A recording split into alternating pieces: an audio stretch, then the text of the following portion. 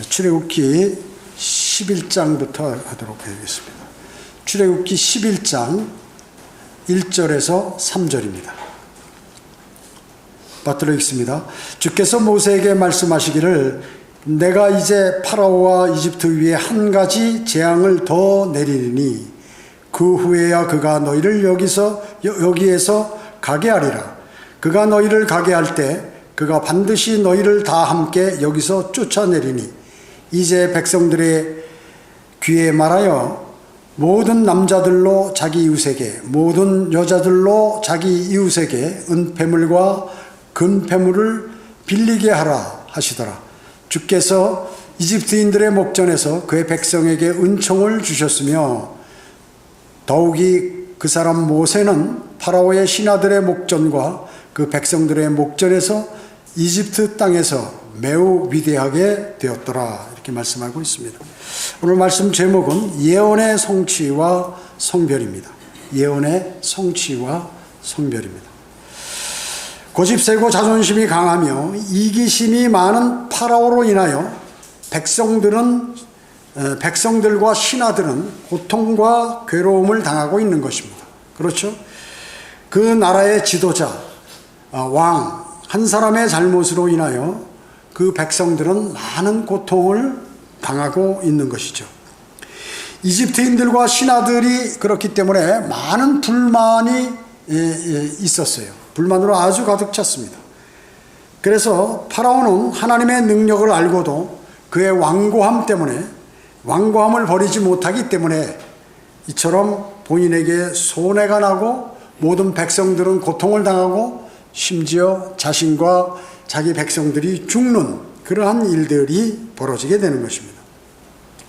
그리스도인도 우리 고집과 자존심 이런 것들을 버려야 하는 것이죠. 자신의 생각, 나의 배움 그리고 나의 판단을 버리고 하나님의 말씀을 신뢰하고 따라야 하는 것입니다. 자, 그러면 첫 번째 예언의 성취입니다. 예언의 성취. 창세기 15장 14절에 보면 하나님께서 그들이 섬길 그 민족을 내가 또한 심판하리니 그 후에 그들이 큰 재물을 가지고 나오리라. 자, 아브라함에게 하나님께서 이미 창세기 15장 14절에서 이스라엘이 유대인들이 섬길 그 민족들, 그 섬긴 민족이 누구예요? 이집트를 섬겼죠. 이집트의 노예로 이렇게 생활하고 있는데 그 이집트를 하나님께서 심판하시고 그 후에 이스라엘이 큰 재물들을 가지고 이집트를 나올 것이다. 이렇게 예언했는데 이제 오늘 본문의 그 내용이 이제 전개되고 있는 것입니다. 그 내용에 관한 명령을 하나님께서 하고 계신 것이죠. 그리고 12장에 가서는 실제 그 일들이 벌어지게 됩니다. 파라오는 재기불능의 파산 상태를 맞았어요. 더 이상 아무리 자신이 능력을 발휘하고 힘을 발휘하고 국가의 모든 힘을 가지고 대항을 해도 하나님하고는 게임이 안 되는 거예요. 또 심지어 자기가 믿는 그 신들의 마술사들과 관계되는 그러한 사람들을 불러서 대처하더라도 할 수가 없는 그러한 상황이에요. 이제는 모든 것을 하나님께서 하시는 대로 이제 당할 수밖에 없는 그런 상황입니다. 그러나 파라오는 항복하거나 타협하는 마음은 추호도 없는 것이에요. 이게 세상에 많은 사람들이 말이죠. 자신이 지금 멸망으로 가고 있고 자신이 불우한 삶을 사는데도 불구하고 주 예수 그리스도를 영접하여 영원한 생명을 얻는 것을 거부하는 것을 너무나 많이 봐요. 안타까운 일이죠. 그 쓸데없는 자존심 때문에 그런 것입니다. 자존심 때문에 더 이상 비참한 이제 그 이후에 파라오는 비참한 최후를 맞게 될 것입니다. 하나님께서는 파라오와 이집트 위에 한 가지 재앙을 내리시겠다고 했죠. 그가 반드시 이제 파라오가 오히려 이스라엘을 당장 나가라 하고 쫓아내 버릴 것이다 라고 이렇게 말씀하고 있는 것이죠. 쫓아내 버릴 것이다. 여기 있겠다고 해도 아니야 너희 빨리 가라고 이렇게 얘기할 것이다. 그들은 또 나올 때 큰 재물을 이집트에서 가지고 나올 것을 말씀하고 있는 것입니다. 자, 이스라엘의 재산이 뭐가 있습니까? 이스라엘 백성들이 재산이 뭐가 있어요? 아무것도 없어요. 노예인데요. 노예를 해방해서 너희 가라 하는 맨몸으로 나와야 되죠. 그런데 하나님께서 명령을 하셨어요. 왜? 그들이 앞으로 살아가는데 필요한 것이고 하나님을 섬기는데 필요한 것이기 때문에 하나님께서 은폐물, 금폐물을 다 어떻게 빌려서 갖고 오라. 빌려서 갖고 오라. 근데 개역 개정편은 구하라, 구하게 하라 이렇게 얘기해요. 구하라. 그게 아니에요. 빌리는 거는 뭡니까? 다음에 반드시 갚아야 되는 것이에요. 나중에 이제 갖게 되죠, 이걸. 그래서 하나님께서는 이미 그 백성들이 가진 것이었기 때문에 이 부자인 이집트 나라에서 나올 때 맨손으로 오지 말고 재물들을 갖고 나오라.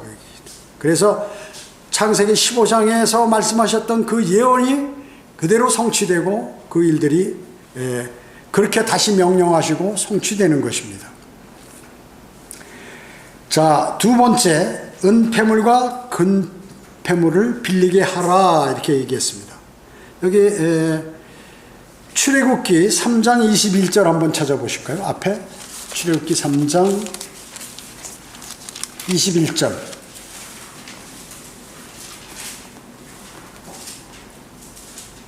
출애굽기 3장 21절 22절에 보면 내가 이집트인들의 목전에서 이 백성에게 은총을 베풀리니 너희가 나갈 때 빈손으로 가지 아니하리라.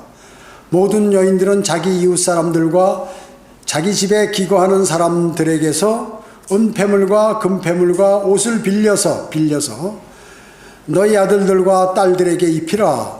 너희가 이집트인들에게서 빼앗아 가게 될 것이라 하시니라. 이렇게 말씀하고 계시죠. 네. 그래서 금폐물과 금과 은과 그리고 해당되는 돈들 전부 갖고 나오라 얘기죠. 역대기하 12장 9절에 보면 뭐라고 말씀하셨냐면 그리하여 이집트의 시사광이 예루살렘을 치러 올라와서 이집트의 시사광이 예루살렘을 치러 올라오는 거예요. 예, 이게 언제냐면 솔로몬 왕의 아들 시대 르호보암 왕 때 이집트의 왕이 이제 이스라엘을 공격하는 거예요.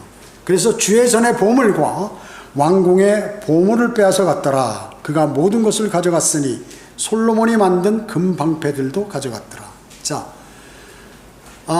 이스라엘 백성들이 이집트에서 나올 때 금폐물, 은폐물을 다 빌려서 갖고 빌렸잖아요. 이제 이때 갚는 거예요. 하나님께서 이집트의 시사광을 통해서 이제 그걸 뺏어오는데 이스라엘이 하나님의 말씀에 순종할 때 그걸 뺏어오는 게 아니라 이놈은 르호보암 왕이 말이죠. 악한 왕이라 악한 하나님 말씀대로 안 하더라고 얘기죠. 그러니까 하나님께서 징계경 이집트의 시사광을 공격시켜가지고 거기 있는 이스라엘에 있는 금폐물, 은폐물을 싹 걷어서 갖고 갈 수 있도록 그렇게 하신 것이에요. 그래서 솔로몬이 자랑하던 그 금방패, 금으로 만든 방패까지도 싹 뺏어간 것이죠. 그뿐만 아니에요. 그 후에도 여호아스 왕 때에도 또 우상을 섬기고 뭐 엉망이에요, 이 사람들이. 그러니까 하나님께서 심판하시기 위해서 이제 뭐라고 하냐면 역대기하 36장 3절에 보면 이집트 왕이 예루살렘에서 그를 폐위시키고 누구냐면 여호아스 왕이 3개월 왕이 된 지 3개월 됐는데 폐위시켜버려요. 왕에서 내려오도록 그 땅에 은 100달란트와 금 1달란트를 요구하더라. 역시 여호아스 왕 때에도 또 이집트 왕이 예루살렘을 와서 금덩어리 은덩어리 내놔라 해가지고 다 뺏어갖고 내려가고 그 왕은 왕에서 폐위시키고 그의 형제 엘리야킴을 왕으로 세웠다. 그리고 그 여호아스 왕은 이집트로 포로로 데려갔어요. 그러면 이 왕들이 왜 이렇게 외국의 침략을 받느냐? 이 왕들이 다 악한 왕들이 유다의 악한 왕들 시대 우상을 섬기고 자기 멋대로 했던 왕이 있을 때 외국의 이집트의 왕을 충동해서 하나님께서 다 공격을 해가지고 피해를 주고 또 과거에 빌려간 것들을 다 갚도록 그렇게 하신 것입니다. 그의 형제의 이름이 엘리야킴인데 그 이집트 왕이 그의 이름을 킨으로 켄이라고 하고 이제 그들은 악한 왕이 됐어요. 악한 왕이. 자, 그뿐만 아니라 이 여호야킨 그 왕도 악한 왕이었는데 그 왕이 또 세울 때 8살 때 세워서 3개월을 치리하는 거예요. 그러니까 어린애 8살짜리가 무슨 나라를 치리하겠어요. 그러니까 이집트가 멋대로 하겠다는 거죠. 그리고 그 왕을 여호야킴도 잡아가가지고 또 거기에 그의 형제 시드키야를 왕으로 세웠어요. 누가? 바벨론 왕이 이번에는 침략을 했어요.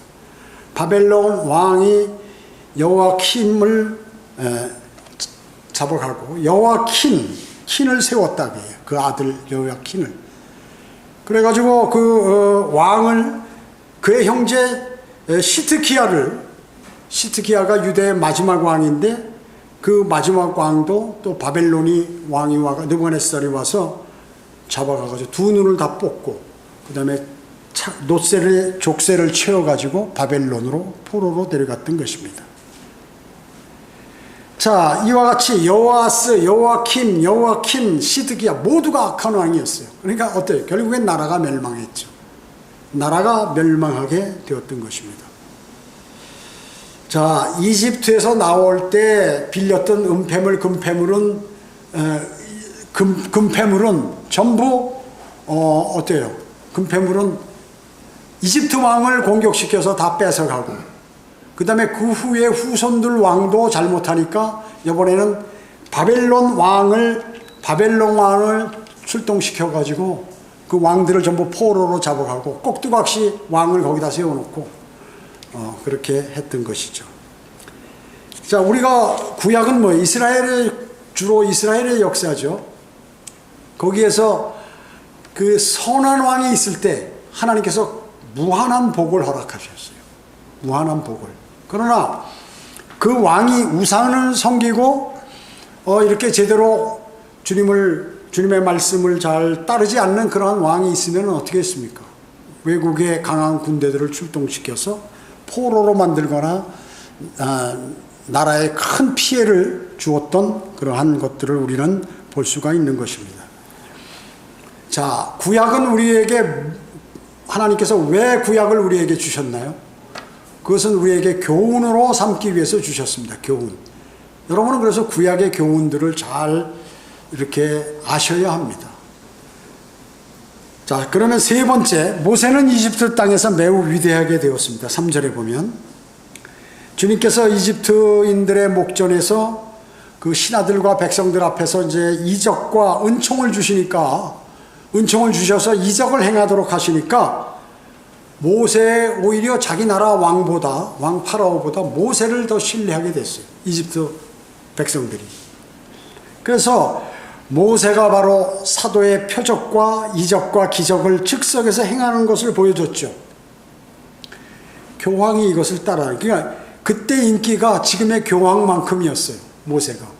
근데 교황하고 모세하고 다른 점이 있죠. 예. 교황들은 모세와 같은 이러한 표적과 이적들을 행할 수 없어요. 행세는 하면서 하나님의 이름을 팔면서 사실은 뒤로 겨우 현 상태를 유지하는 사람들이 바로 교황이에요. 그래서 하나님께서는 모세에게 능력을 주셔서 이와 같은 이적과 표적과 기적을 행할 수 있도록 그렇게 하셨어요. 그래서 모세를 드높이셨다. 이스라엘 백성도 모세를 드높이고 이집트 백성들과 고관 관리들도 모세의 말을 오히려 더 신뢰하고 했던 것입니다. 그래서 이것은 하나님께서 모세에게 그러한 권세를 주심으로 모세가 존귀하게 된 것입니다. 여러분 어떻습니까? 여러분이 친척들도 있고 그 다음에 가족들도 있고 친구들도 많이 있죠. 친구들도 많이 있습니다. 가게에는 여러분이 어렵게 사시고 뭐 여러 가지 세상에서 진리도 모르고 같이 어울려서 이렇게 사시다가 이제 성별한다 이게 성별해요. 성별해서 이렇게 살다 보면 여러 가지 어려운 일도 있지만 주님께서 여러분에게 은혜를 주시는 것이 많아요. 여러 가지 주변의 환경, 나의 건강, 그 다음에 나의 하는 일들이 과거보다 좋아지는 경우가 많이 있다 그 얘기죠. 그랬을 때 그 사람들이 물론 그리스도인이 고통을 받지만 여러분 이걸 잘 아셔야 돼요. 그리스도인이 면류관을 받기 위해서 고난을 받잖아요. 근데 그 고난이라는 게 무슨 물질이나 세상 사람들이 원하는 그런 것이 부족해서 고난이 아니에요. 영적인 고통이에요. 말하자면 복음을 증거하다 다른 사람부터 망신당한다든지 뭐 이런 것을 얘기하는 것이지, 여러분이 아마 구원받기 전에 세상 생활보다도 훨씬 더 좋게 주님께서는 해주세요. 그런데 거기에서 주시는 거는 뭐냐면 여러분을 거기에다 플러스 면류관, 영원 시대에 살 재산을 주시기 위해서 여러분에게 고통을 주시는데, 그 고통은 여러분이 주님을 섬기면서 당하는 그러한 고통이에요. 그래서 내가 하나님의 일을 하면서 힘든 거 있어요. 그것도 쉬운 거는 아니니까요. 마귀의 공격이 있기 때문에. 그 다음에 두 번째는 또 복음과 진리를 전파함으로 인하여 내가 손해보는 거 있어요. 이런 것들. 그런 것들이 있음으로 인해서 여러분 면류관을 받는 것이거든요. 실제로. 모든 일에 성공적인 일을 하려면 어때요? 거기에 희생이 따라야 합니다. 세상 일도 그렇잖아요. 자신이 돈을 벌려면 몸이 부서져라 하고 또 부지런하게 다른 사람보다 2배, 3배 일을 해서 뭐 돈을 모으는 게 세상 일이에요. 버는 게 세상 일이라고 얘기죠. 뭐 안 벌면 돈이 안 생기는 거죠. 세상에서 누가 주질 않으니까. 세상 일도 하물며 그런데 주님의 일은 어떤지 알겠죠. 주님의 일을 하는데 주님께서는 세상에서 당하는 그런 고통은 당하지 않게 하신다. 망신 안 당하게 하신다. 그리스도인. 그 형제나 그 자매가 성령 충만하면 최소한 세상에서 당했던 망신이나 고통은 당하지 않게 했어요. 단 한 가지 새로운 고통인데 이것은 영적인 고통이다. 그 얘기죠. 그래서 이것을 세상에 살던 것과 딱 비교를 해보면, 내가 이거 지금 주님을 섬기는 게 육신적일 때 성도가 손해나는 게 아닌가? 내가 뭔가 시간도 많이 뺏기는 것이 아닌가? 이런 생각을 하게 돼요. 그러나 성령 충만하면 그것이 자신에게 큰 능력과 힘이 돼가지고 그 일들이, 좋은 일들이 계속해서 주님께서 벌어지도록 하신다. 그렇잖아요. 쭉 보면은 말이죠. 과거 선지자나 제자들이 고통당한 게 뭐예요? 예수 그리스도를 전파하고 하나님의 명령을 전파했기 때문에 고통을 당한 것이지, 그 사람들이 뭐 먹을 것이 없거나 자식의 세상에 입을 것이 없거나 또 세상에서 살아가는 데 있어서 필요한 것들이 없어서 고통당한 게 아니에요.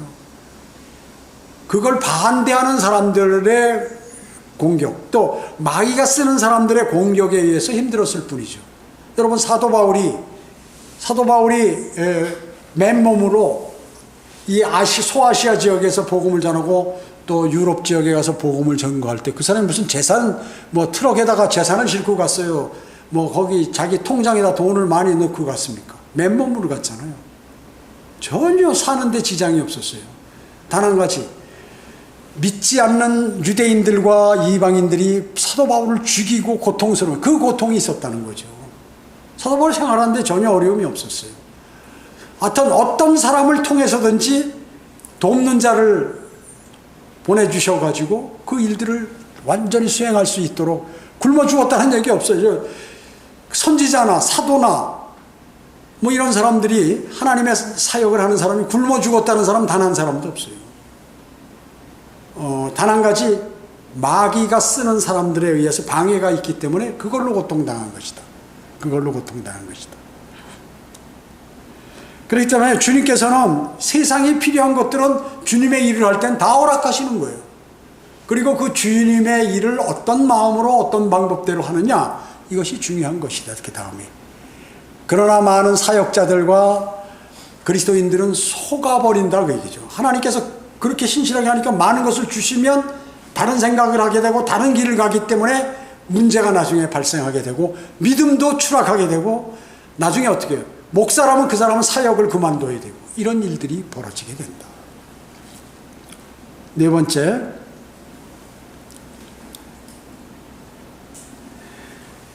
세 번째, 모세는 이집트 땅에서 매우, 아까 얘기했죠. 매우 위대하게 된다고 그랬습니다. 위대하게 된다고.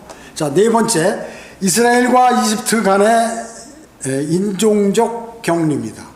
이스라엘과 이집트 간의 인종적 격리, 즉 성별을 시켰다 그 말씀이에요. 성별. 하나님께서는 인본주의자들이 제일 싫어하시는 거예요. 인본주의자들 제일 싫어했어요. 하나님은. 야, 우리가 뭐 편하기 위해서 저 사람이 사람을 위해서 목사가 예를 들어서 설교하는데 그 인본주의로 저 사람이 이 말을 우리 설교 가운데 설교 내용에 지금 하나님 말씀이 딱 들어있는데 딱 전하려고 보니까 누가 그 말을 들으면 실족할 것 같아. 그 말을 안 해버려요. 그러면 안 된다고 얘기죠. 안 된다는 거죠. 하나님의 말씀을 그 안에 있으면 그 말씀을 그대로 가감없이 다 전달해야 한다는 것이죠. 그게 뭐냐면 바로 인본주의 사고방식을 가진 거예요. 보이지 않게. 그리고 사람들이 즐거워하는 거, 뭐 좋아하는 것, 이런 것들을 자주 하는 것들이 전부 일반 세상 교회가 그렇게 하지 않습니까? 그렇기 때문에 하나님을 존중하는 것이 아니라 사람을 존중함으로 우상을 섬기는 것과 같기 때문에 하나님께서 그렇게 하시는 것이에요. 그래서 그 집안에 진리가 들어가면 반드시 거기에 원수가 내 집안에 있으리라. 핍박을 하게 된다. 핍박.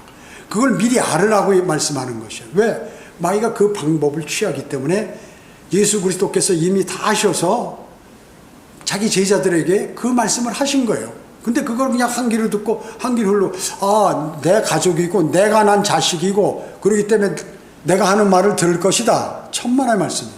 마귀가 그 사람들을 쓴다고 얘기죠. 성도가 뭐예요? 지역교회 내에서 뭐예요? 문제가 되거나 지역교회를 쓰러질 때 지역교회 안에 있는 육신적인 사람을 또 자기 사랑을 하기 좋아하는 사람을 딱 써가지고 문제를 일으켜서 교회를 파괴시키는 것과 마찬가지예요. 그렇기 때문에 그리스도인은 설사 그러면 그런 사람이 없는 세상이 있느냐? 없어요. 여러분이 가정이 있으면 그 가정에 있는 거예요. 그렇기 때문에 그렇게 알고 기도하고 주님과 영적 교제를 하셔야 돼요. 그걸 다 파괴시키라는 말이 아니에요. 어디 가나 그런 존재가 있다. 여러분이 직장에 가면 직장, 일터에 가면 일터에, 또 지역교회 가면 지역교회 다 있는 거예요. 그것이. 마귀가 어느 때 쓰는데 내가 상상을 초월한 사람에게 들어가서 그 사람을 사용해서 쓰기 때문에 그걸 모르면 참 이상하다. 왜 이런 일이 벌어지지? 그리고 자기가 거기에 말려들어 버린단 말씀이죠. 그래서 하나님께서는 여기 11장 출애굽기 11장 4절 5절 한번 볼까요? 모세가 말하기를 주께서 이같이 말씀하시느니라 한밤중에 내가 하나님께서 이집트의 한가운데로 들어가리니 이집트 땅에 있는 모든 첫 태생 곧 자기 보좌에 앉은 파라오의 첫 태생부터 맷돌 뒤에 있는 여종의 첫 태생까지 또 짐승들의 모든 첫 태생도 죽이리라. 야, 한밤중에 이집트 한가운데로 하나님께서 들어가시겠다고 이렇게 말씀하시네요. 자, 그러면 하나님께서 지금 사람을 이 첫 태생을 다 죽이는 걸 하나님께서 하시냐? 그렇지 않아요. 죽이는 것은 죽음의 천사인 아바돈이 대행을 한다. 아바돈이 뭐예요? 사탄, 마귀죠. 아바돈 아폴로원. 그 맷돌 뒤에 있는 여인이 뭐예요? 맷돌 누가 돌려요? 노예가 돌리지, 노예. 그러니까 이집트의 종들 있잖아요. 그 종들의 첫 태생, 왕의 첫 태생, 모든 백성의 첫 태생, 심지어 모든 가축의 첫 태생도 다 죽여버리시겠다. 그 말씀인 것이에요. 누구를 통해서? 사탄을 불러가지고 다 하나님께서 그렇게 죽음의 천사라고 보통 얘기하죠. 그렇게 하시겠다는 거죠. 자, 하나님께서는 그렇게 자신이 하시겠다고 그러는데 직접 그 일을 하는 것은 사탄에게 맡기시는 거예요. 여러분 출애굽기 12장 12절 한번 찾아볼까요? 그 앞에 그 다음에 12장 12절 내가 이 밤에 이집트 땅을 두루 다니며 하나님께서 이집트 땅을 두루 다니며 사람이나 짐승이나 이집트 땅에 있는 첫 태생은 다 칠 것이며 이집트의 모든 신들에게도 심판을 행하리라. 나는 주니라. 여기 23절 봐요. 출애굽기 12장 23절. 주께서 이집트인을 치시려고 두루 다니시리니 문 임방과 양쪽 기둥에 피를 보시면 주께서 그 문을 지나칠 것이며 멸망시키는 자, 여기 멸망시키는 자가 바로 아바돈, 사탄이란 말이죠. 멸망시키는 자로 너희 집에 들어가서 너희를 치도록 허락하지 아니하실 것임이니라. 그죠? 멸망시키는 자, 이 사탄이란 말이죠. 하나님께서 직접 다니시는데 마지막에 시키는 거는 사탄한테 시켜버리신다. 자, 또 앞으로 가서 출애굽기 11장 6절부터 한번 보십니다. 6절. 11장 6절. 이집트 땅의 전 지역에 걸쳐 큰 통곡이 있으리니 그와 같은 일은 전에도 없었고 그와 같은 일은 더 이상 있지도 아니하리라. 그러나 이스라엘 자손 중에서는 사람이든 짐승이든 어느 누구에게도 개조차 그 혀를 놀리지 못하리니 주께서 찍소리 못하게 하신다. 주께서 이집트인과 이스라엘 사이에 어떻게 구별하시는지를 너희가 알리라. 자, 구별하신다고 그랬죠? 하나님은 구별하시는 분이에요. 8절에 보면 당신의 이 모든 신하들이 내게 내려와서 내게 절하며 말하기를 당신과 당신을 따르는 모든 백성은 나가소서 하리이다. 그 외에 내가 나가리이다 하고 모세가 심히 노하여 파라오에게서 나오니라. 파라오한테 화를 확 내고 모세가 나온다. 정신 차리라고. 그 다음에 9절에 보면 주께서 모세에게 말씀하시기를 파라오가 너희에게 경청하지 아니하리니 내가 나의 이적들을 이집트 땅에 늘려 행하리라 하시므로 모세와 아론이 이 모든 이적들을 파라오 앞에서 행하였으나 주께서 파라오의 마음을 완악하게 하시므로 그가 이스라엘의 자손들을 그 땅에서 나가게 하지 아니하더라. 이제 12장 가서는 나가게 하죠. 이제 다 죽으니까. 사람들이 죽으니까, 첫 태생이 다 죽으니까 나가게 하는데 지금 여기까지는 지금 현재 나가지 않게 하더라 얘기죠. 즉 이스라엘 자손을 함족 자손으로부터 하나님께서 분리시키시는 것이에요. 이건 성별이 성부예요. 원래 성별이란 단어가 뭐예요? 더러운 것으로부터, 저주받는 것으로부터 떨어져 나오는 것이, 이것을 성별이라고 그래요. 여러분 세상은 어때요? 심판받죠? 여러분을 세상으로부터 성별했어요. 그리스도인. 교회라는 건 에클레시아, 헬라어로 에클레시아인데 이건 이제 별도로 성별한 것이에요. 불러냄을 받은 무리를 에클레시아, 교회라고 얘기하는 것이에요. 여러분은 교회 아니에요? 여러분은 세상에 심판받을 그러한 세상과 세상 사람들로부터 불러냄을 받은 사람들이다. 떨어져 나왔습니다. 떨어져 나왔어요. 이탈의 땅에 이탈. 자, 분리라는 것은 그리스도인이 악한 세력과 악한 영향 그리고 악한 교제로부터 물러나 세상에 순응하지 않는 삶을 사는 거예요. 세상에 여러분에게 요구하는 거기에 따르지 않는다. 하나님 말씀을 따르지. 분리라는 말은 뭐예요? 분리라는 말. 분리라는 말은 하나님 말씀에 순종하고 세상에 따라 사는 이웃, 친척, 가족 그리고 세상 교회에 순응하지 않는 것을 분리라고 하는 것이에요. 여러분의 가족이 있는데 예를 들어서 하나님 말씀 믿지 마라. 하나님께 예배 드리러 가지 마라. 그런 거 순응 안 하니 사람이 성별한 사람이라는 거죠. 이웃과 친척들과 가족들과 여러 가지 세상 교회들로에 순응하지 않는 것을 뜻하는 것이죠. 분리라는 게. 나는 너희와 틀리다. 나는 거듭난 하나님의 아들들로서 하나님의 자녀고 또 하나님께서 주시는 말씀 또 하나님께서 다니라고 하는 지역교회에서 하나님께 경배드리는 그러한 사람이다라는 것이죠. 여러분이 절대 일반 교회 장로교나 감리교나 순복음이나 성결교나 기타 등등 교회 사람들하고 여러분이 같은 사람이라고 하면 큰 오산이에요. 이 사람들은 성별대 구원받았거나 하나님과 관계가 있거나 그런 사람들이 아니에요. 또 바른 하나님의 말씀에 순응하는 사람들이 아니에요. 자기들이 가리키는 그 사람들의 말 또 자신의 생각을 믿는 사람들이라고 얘기죠. 완전히 틀린 사람이 완전히. 그거를 다른 교회 목사, 다른 교회 장로, 권사, 집사 이 사람도 존중해줘. 안 돼요. 그거 절대로. 그 사람들 아무것도 모르는 사람들이에요. 무시한다고 그렇게 하는 것이 아니라 제가 사람을 무시하고 막 그러는 것이 아니라 그 하나님 말씀이에요. 하나님 말씀이에요. 그로부터 분리되어 있고 왜 분리시켰나요? 같이 있으면 물들으니까. 같이 있으면 같이 망하니까. 요한복음 15장 19절에 보면 내가 너희를 세상으로부터 선택하였느니라 인하여 세상이 너희를 미워하느니라. 고통이라는 게 세상이 여러분을 미워하기 때문에 고통이에요.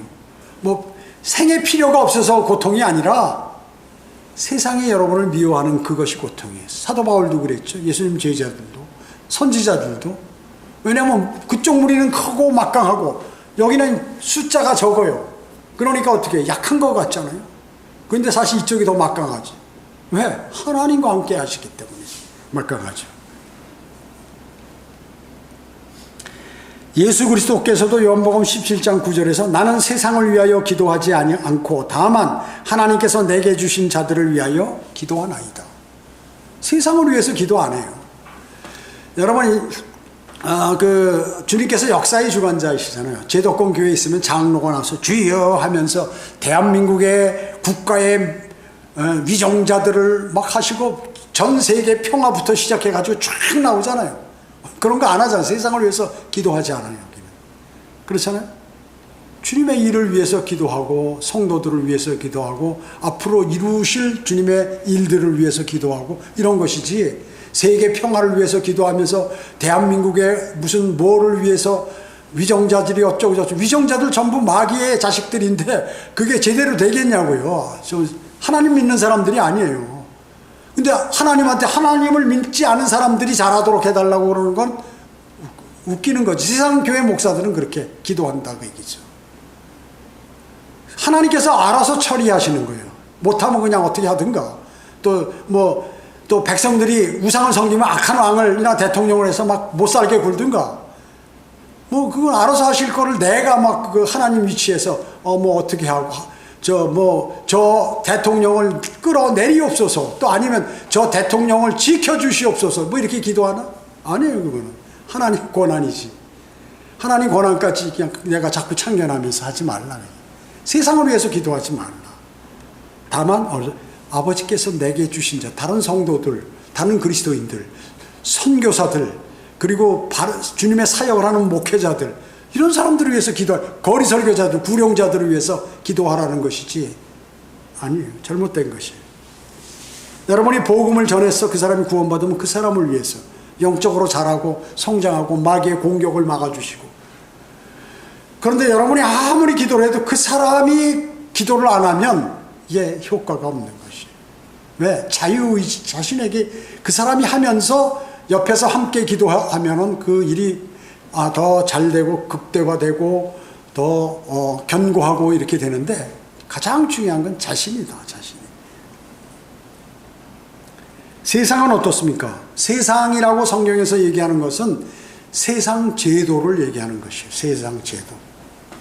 데모하는 데 가서 있다든지, 정치하는 데 끼어가지고 막 자기가 애국자처럼 난리를 친다든지, 이런 것들.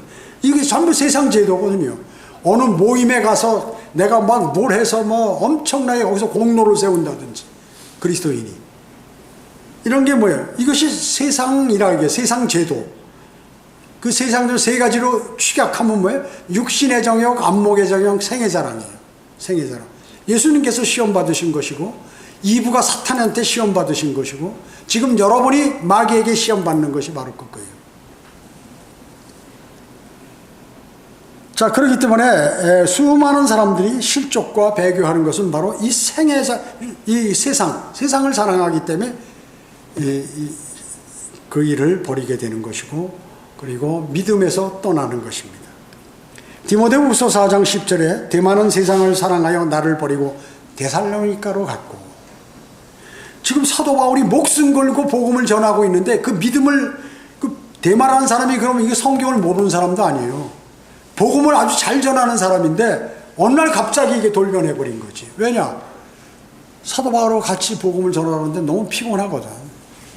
아, 내가 이 일하니 다시 세상으로 돌아가 버렸어. 다시. 고린도후서 16장 17, 18절에 보면 너희는 그들에게서 나와 따로 있고 더러운 것을 만지지 말라. 그러면 내가 너희를 영접할 것이며 또 나는 너희에게 아버지가 되고 너희는 내 아들들과 딸들이 되리라. 전능하신 주가 말하노라. 전능하신 주가 말하노라. 자, 그들하고 같이 어울리고 뭐 이렇게 하지 말고 더러운 것을 만지지 말고 나와라. 거기서부터 구원 받았어요. 유튜브 설교를 통해서 구원을 받았어요. 주님 예수 그리스도를 영접했단 말씀이죠. 영이 살아났어요. 그리고 자기 혼자 집에서 한글 킹제임 성경을 보고 유튜브 성경 공부를 계속 보는 거예요. 그러면서 알면서 일반 잘못된 성경 그리고 잘못된 교리 하나님께서 관계하지 않는 교회에 앉아가지고 예배 드린다고 이렇게 하면 그 하나님께서 그 예배 드린 걸로 쳐주시겠어요? 자, 보세요. 몰라서 못해 한 사람은 하나님께서 알 수 있는 기회를 주신 다음에 심판합니다. 그런데 안 다음에 그것을 계속해서 하는 사람은 어떻게 해요? 그건 하나님께서 징계하시죠. 바로. 그러니까 바로 징계보다는 그런 기회를 줍니다. 기회를 조금씩 주시는 거예요. 주님 바른 성경을 가지고 예배를 드리는 교회에 출석할 수 있는 기회를 여러 번 주세요. 근데도 안 하는 거예요. 계속해서. 내가 옛날에 교회 다니다가 상처를 많이 입어요. 그놈의 목사 때문에 상처 입고 그놈의 그 목사 아내 때문에 상처를 입고 또 아무아무개 장로 아무아무개 권세 때문에 내가 사기꾼한테 속아가지고 재산을 다 잃어버리고 온갖 사람들이 많아요. 교회에. 왜냐하면 그 교회가 아니라 동물원이니까 거기에 별의별 사람들이 다 있다고요. 그 충격이 있어가지고 아유 나는 다시는 교회 안 다닌다. 이런 사람들이 지금 수십만 명이 돼요. 우리나라에. 수십만 명. 그러고 이제 찾는 게 뭐냐면 차라리 내가 유튜브 설교들 많으니까 골라서 내 마음에 드는 것을 듣고 이렇게 내가 혼자 예배 드리고 혼자 하겠다. 이렇게. 그 예배가 아니에요. 그거는.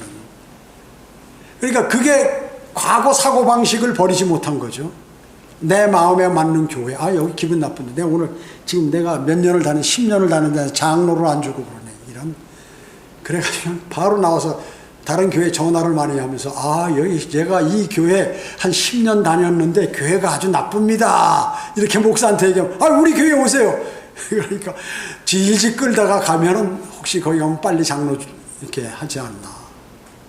우리 교회 장로 없잖아요. 장로가 없잖아요. 성경에 장로는 목사를 얘기하는 건데 장로, 감독, 목사 다 성경에서 목사를 얘기하는 건데 또 여자들도 지금 어느 교회 집사 어느 교회 권사입니다.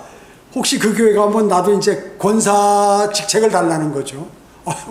우리 교회는 여자는 집사 권사 아무도 없는데 남자 집사만 있는데 그냥 그런 것들로 인해서 또 시험 받는 사람들도 있고 온갖 시험이 많아요.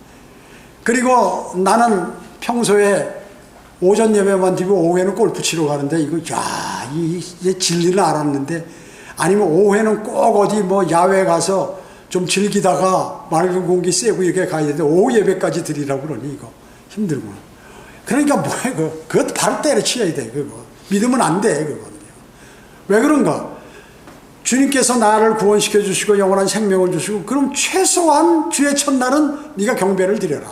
전통에 의해서 성경을 공부하고 평일날도 아니고 일반 교회는 평일날 두세 번씩 불러도 잘 가면서 성경대로 믿는 사람이 되어가지고는 일주일에 한 번 아침부터 성경 공부하고 오전 예배 오후 예배 드리는 거 이것도 못하는 거예요. 그게 왜 그래요? 나쁜 습관을 못 버렸으니까.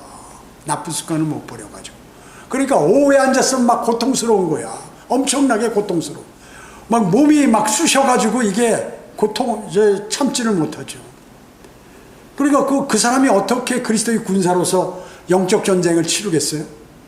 주님께서 여러분을 뭘로 부르셨어요? 군사 여러분은 아마겟돈 전쟁할 때 하늘로부터 예수 그리스도께서 흰말을 타시고 맨 앞에 딱 쓰시고 우리가 모두 흰말을 타고 그 뒤를 따라 내려오는 군사들인데 주님의 군대예요.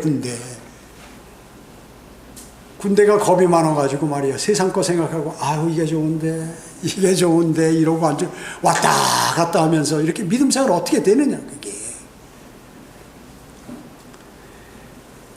자, 그러니까 어떻게 주님으로부터 무엇을 받겠어요, 우리가? 주님께서는 우리에게 많은 것을 베풀어 주셨는데 그런 거 하나 제대로 못해. 그러니까 믿음이 아주 너무 연약한 거예요. 왜냐하면 이게 세상 버릇과 세상 교회에서 있는 그러한 버릇이다 그 얘기죠. 세상 교회에서는 기도원에 오라면 기도원 쫓아가고, 새벽 기도 나오라면 새벽 기도 나오고, 이번에 부흥회 한다면 막 열흘가 하루도 안 빠지고 나오고, 막 충성하고 쓸고 닦고 온갖 거 다 하는데, 성경대로 믿는 사람 와서는 내가 좀 대단한 사람인데 내가 진리를 알면 이런 행동을 하면 안 되지, 이게 아니에요. 그 많은 사람들이 착각하고 있어.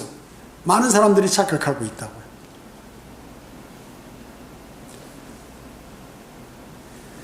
자신이 우월하다고 하는 그 생각으로부터 분리해야 돼요.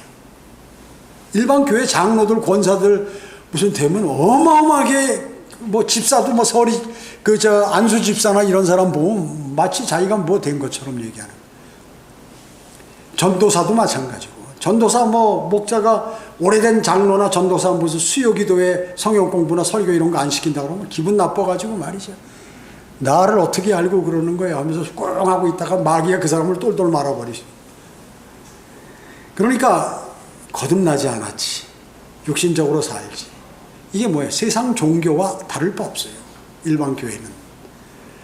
절에 가나, 그 다음에 이슬람 사원에 가나, 일반 교회 가나 다 똑같아요. 종교는. 그 사람들에게. 종교는 다 똑같은 거예요. 그 사람에게는. 종교일 뿐입니다. 하나님을 섬기는 것이 아니라. 또 내 자신이 누구보다 더 낫다는 교만한 생각으로 회칠한 바리새인이 되지 말아야 돼요. 내가 누구보다 우월하다, 성경을 많이 안다, 내가 믿음이 좋다, 이런 생각을 버려야 돼요. 큰일 나는 그게 제일. 나의 선함은 나의 것이 아니라 주님의 것입니다. 나의 승리, 내가 뭘 해서 승리한 것도 내 것이 아니라 주님의 것이에요. 그래서 뭐예요? 그리스도인은 모든 영광을 누구에게 돌린다? 주님께 돌린다는 것이고, 오늘 좋은 일이 있었어요. 또 내가 어려운 일을 해결했어요. 주님을 위해서 내가 큰 일 무엇을 진짜 희생해서 했어요. 그랬을 때 여러분 어때요? 누구에게 칭찬받으셔야 돼? 사람에게 아니, 하나님께 받아. 주님께 이렇게 내가 이것을 할 수 있도록 인도해 주심을 감사드립니다 하고 영광을 주님께 돌려드려야 돼요. 그래야 나중에 그 영광을 여러분이 다시 받게 됩니다. 그리스도의 심판석에서. 마태복음 6장 20절 21절에서 그랬죠. 오히려 너희 자신을 위하여 하늘의 보물을 쌓아두라. 너희의 보물이 있는 곳에 너희 마음도 있느니라. 그래서 여러분의 마음이 있는 곳에 거기에 보물이 있는 거예요. 여러분이 세상 어디 모임은 가도, 어느 모임은 가도 교회는 예배는 안 드린다 그러면 그 사람 마음이 어디 있어요? 그 모임에 있어요. 그 사람은 보물은 거기에 있어요. 그렇기 때문에 내가 지금 세상에 돈 버는 일이 중에서 예배를 안 드린다. 그러면 그 사람 마음은 어디에요? 돈에 가 있는 거예요. 신이 돈이에요, 그 사람은. 그러니까 그리스도인이 되려면 자격이 뭐냐면 자신이 주님을 위해서는 모두 어느 것이든지 희생할 수 있다 하는 사람이, 그 사람이 그리스도인이에요. 세상 교회 같이 내가 필요한 대로 나오고 싶으면 밤에 나왔다가 새벽에 나왔다가 저녁에 나왔다가 하루 안 나왔다가 멋대로 이러는 게 아니다 그 얘기죠. 우리 교회도 보세요. 마귀가 말이죠. 사람을 처음에 구원받고 진리를 알고 바른 성경 보면 막 흥분하게 만드는 거예요, 사람을. 야, 이거 대단하다. 그리고 막 어떻게 해서 죄 첫날 막 뛰어가가지고 자기 아내가 반대하던 친구가 전화가 오던 다 끊어버리고 교회로 달려가서 딱 앉아있다가 쭉 하다가 이게 다른 사람들을 보니까 막 거리 설교도 하고 구령도 하고 막 이러고 하는데 이게 환경이 잘 안 된단 말이죠. 그러면 사람이 환경이 안 되면 주님께 기도를 해서 주님 좀 그렇게 하게 해달라고 그렇게 기도를 드리고 또 그 사람들을 위해서 기도하고 해야 할 텐데 다른 사람은 하는데 나는 뭐야 하면서 이러다가 쭈삣쭈삣 하다가 이제 어떻게 하냐면 오후 예배를 안 드려요. 오후 예배를 안 드리다가 이제 그 다음에 이제 오전 성경 공부 안 나오고 오전 예배만 딱 드리다가 그 다음에 이제 2주에 한 번씩 나와. 그러다 어때? 그러다가 자리는 앞자리서부터 저 뒤로 가는, 저 문 뒤로 가요. 그럼 이제 문만 열면 나가는 거니까. 이때까지 통계학적으로 제가 그거 정확하게 맞는 거예요. 앞자리에 앉았다, 뒤로 갔다가, 목사 얼굴이 안 보이는 데 앉았다가 저 뒤로 나가. 그 다음에 성경 공부 오전 예배, 오후 예배 드리다가 오후 예배 끊어. 그 다음에 성경 공부 끊어. 오전 예배만 드리다가, 그 다음에 2주에 한 번, 한 주 나오고 한 주 안 나오다가, 그 사람은 이제 뭐냐면 설설 여기서 떠날 준비를 하고 있는 사람. 마귀가, 야, 너 나와. 너 여기 있어봐야 피곤하고 너 생기는 거 하나도 없다. 그러니까 와라. 주님하고 교제가 안 되는 거죠. 그러니까 내 혼은 막 가고 싶은 거야. 육신이 말을 안 들어. 육신이 나를 공격하니까. 계속. 거기에다 육신만 공격하는 게 주변에 있는 사람이 나를 공격하네. 만약에 남편이 안 나오면, 남편이 교회 출석 안 하면 그 남편이, 여보 당신 오늘 무슨 집안에 큰 행사 있는데 거기 안 가고 뭐해, 이렇게 만들고, 아내가 여보 나 그동안 고생하고 했는데 어디 하루 교회 하루 쉬시오, 저기 강릉 경포대 한번 가서 물 담그고 옵시다, 이래가지고 가버리는 거예요. 다 그것이 뭐냐, 그래? 그럼 한 번 정도 내가 양보해요. 그 다음에 뭐 더 큰 걸 요구해요. 그러다가 슬슬 물려가지고 어떻게, 나중에 여러분 뱀이 그 조그만 뭐 토끼나 이런 거 쥐나 먹는 거 봤어요? 그냥 이러다가 쫙 입이 되잖아요. 그 제일 먼저 머리에다 자기 입을 닦는, 이게 눈을 안 보이게 해야 되니까. 그리고 그 다음에 뭐예요? 몸으로 살살 감아요. 그리고 어때? 쫙 그 힘을 해서 갈비대고 뭐고 부러지게 만들죠. 힘을 빼. 그러면서 입으로 쭉쭉쭉쭉 빨아서 쭉 들어가게 된다고요. 근데 사실 그런 작은 동물들이 살 수 있거든요. 근데 사는 거는 별로 없어요. 별로 없어. 그래도 그 중에서 훈련을 잘했거나 자기가 살려고 하는 그러한 그 작은 짐승들은 뭐 튀든지 갖다 그냥 뱀의 입을 물어버리든지 해가지고 나오는 경우가 가끔 있다고 얘기죠. 그러니까 마귀가 그렇게 사람을 공격하는 그러한 것들을 그리스도인은 알아야 된다. 그래서 그리스도인은 성별한 사람이다. 이걸 잊어버리면 어떻게 되나요? 그냥 다시 원위치로 돌아가는 것이죠. 원위치로. 그래서 성별하고 주님의 순종하는 모든 문제는 사람의 마음에 달렸다. 마음. 내 마음을 어떻게 먹느냐. 그래서 어떻게 강건하고 담대하라. 두려워 말라. 누가 뭘 안 해준다. 너 교회 나가면 내가 너한테 이걸 지원 안 해준다. 너하고 사업관계를 끊겠다. 이래버려요. 사업이 망할 것 같아. 또 그것을 돈을 지원하는 사람이 너 교회 나가면 내 앞으로 이거 안 하겠다. 큰일 났네. 그걸 선택해요. 그게 뭐예요? 미끼였어요. 마귀의 미끼라고 얘기죠. 거기에 당하면 안 되는 것이죠. 거기에 당하면. 기도드리겠습니다. 전지전능하시고 자비로우신 아버지 하나님 감사드립니다. 그리스도인의 주변에는 많은 그러한 영적 전쟁들이 있고 마귀는 수단과 방법을 가리지 않고 그리스도인을 공격해서 어렵게 만듭니다. 여기서 탈피할 수 있는 길, 자신을 돌아보고 하나님 말씀에 순종하고 주님과의 풍성한 교제를 나누고 몸을 움직여서 빠져나와 주님께 향하는 그리스도인의 삶을 살아가도록 주님 인도해 주시기 원합니다. 이제 오늘 경배를 다 마치고 집으로 돌아갑니다. 성령께서 함께해 주셔서 한 주간의 삶도 풍성하게 인도해 주시고 위험으로부터 보호해 주시고 늘 교제를 해 주시기를 간절히 기도를 드립니다. 은혜 감사드리오며 다시 오셔서 저희를 데려가실 주 예수 그리스도의 이름으로 기도드립니다. 아멘.